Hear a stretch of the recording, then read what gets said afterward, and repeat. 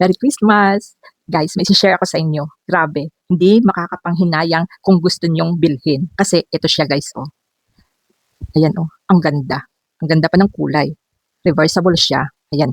Kasi kaya ko to binili dahil may dalawa akong magulang na siyempre may edad na, madali nang lamigin. Kaya nakita ko to. Sabi ko, parang maganda. Ay, ang ganda nga, nagustuhan nila. Kasi pwede mo siya gawing balabal o kaya itupi mo siya kasi ang lapad niya eh.